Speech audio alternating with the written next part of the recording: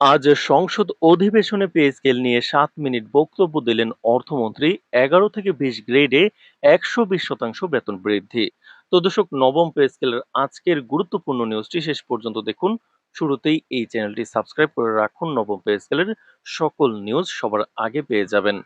দীর্ঘ প্রতীক্ষা ও নানা জল্পনা কল্পনার অবসান ঘটিয়ে অবশেষে জাতীয় সংসদের সরকারি কর্মচারীদের বহুল কাঙ্ক্ষিত নতুন পে স্কেল নিয়ে বড় ঘোষণা ও সুখবর দিলেন অর্থমন্ত্রী।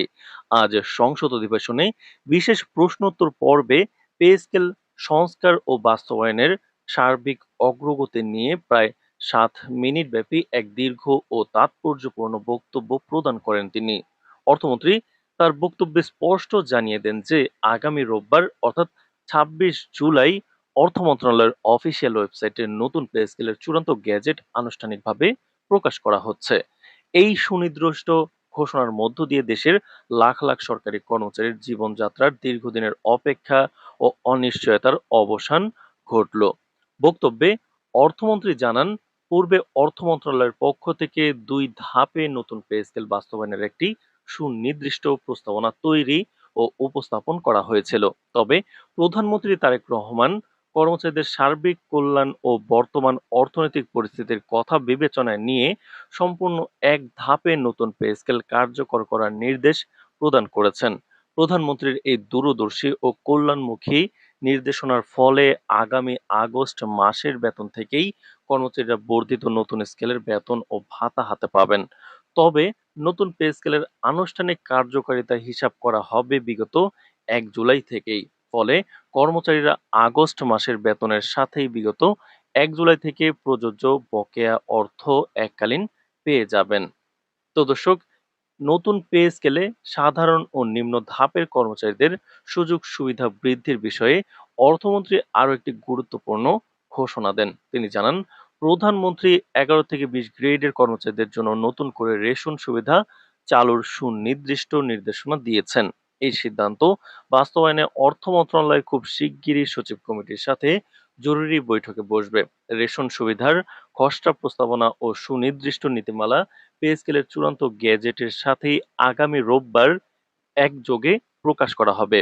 অর্থমন্ত্রী জোর দিয়ে বলেন, পে স্কেল সংস্কার ও কর্মচারীদের জীবনযাত্রার মান উন্নয়নে বর্তমান সরকার শুরু থেকেই অত্যন্ত ইতিবাচক ও আন্তরিক মনোভাব নিয়ে কাজ করে যাচ্ছে।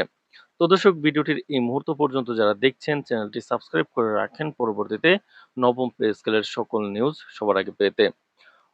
অর্থনৈতিক প্রস্তুতি ও বাজেট বরাদ্দের বিষয়ে অর্থমন্ত্রী সংসদকে অবহিত করেন যে চলতি অর্থবছরের জাতীয় বাজেটে ইতিমধ্যেই 76,000 কোটি টাকা শুধুমাত্র পে স্কেল বাবদ বরাদ্দ হিসেবে রাখা হয়েছে, যা আগামী আগস্ট মাস থেকে সম্পূর্ণ এক ধাপে নতুন স্কেল কার্যকরের পেছনে ব্যয় করা হবে। এর আগে সচিব কমিটির নাম প্রকাশে অনিচ্ছুক একজন ঊর্ধ্বতন কর্মকর্তা ও পে স্কেল ভেতরের বেতন কাঠামো, পেনশন ও বিভিন্ন ভাতার চূড়ান্ত চিত্র তুলে ধরে জানান যে বেতন ও ভাতার নতুন তালিকা সম্পূর্ণ চূড়ান্ত করা হয়েছে।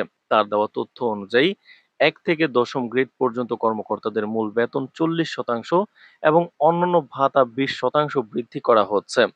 অন্যদিকে 11 থেকে 20তম গ্রেডের কর্মচারীদের ক্ষেত্রে এর দ্বিগুণ অর্থাৎ মূল বেতন 120% অর্থাৎ 40%, কিন্তু মূল বেতন 120% বাড়লে ভাতা বাড়ানো হচ্ছে 40% পর্যন্ত।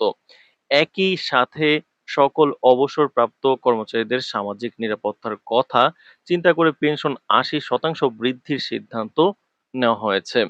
রেশনের ক্ষেত্রে বর্তমানে নির্দিষ্ট কিছু বাহিনী বা পদে যে সীমিত সুবিধা রয়েছে তা আরো সম্প্রসারণ করে 11 থেকে 20তম গ্রেডের সকল কর্মচারীর জন্য সার্বিক রেশন সুবিধা কার্যকর করার সিদ্ধান্ত নেওয়া হয়েছে।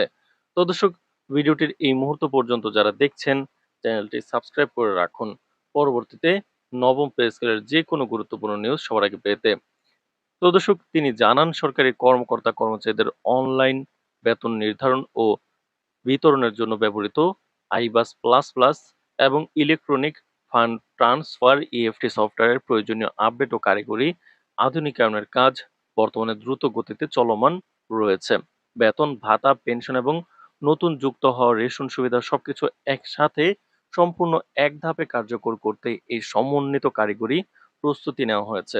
তিনি আরো জানান, আগামীকাল পে স্কেলের পূর্ণাঙ্গ ও চূড়ান্ত প্রস্তাবনা অনুমোদনের জন্য প্রধানমন্ত্রীর কার্যালয়ে প্রেরণ করা হবে। প্রধানমন্ত্রীর চূড়ান্ত স্বাক্ষরের পর নির্ধারিত তারিখ অনুযায়ী আগামী ২৬ জুলাই রবিবার অর্থ মন্ত্রণালয়ের নিজস্ব ওয়েবসাইটে কাঙ্ক্ষিত গেজেট আনুষ্ঠানিকভাবে প্রকাশ করা হবে। অর্থমন্ত্রীর এই বিস্তারিত স্পষ্ট ঘোষণায় সারা দেশের সরকারি কর্মচারীদের মাঝে নতুন উদ্দীপনা ও স্বস্তি ফিরে এসেছে।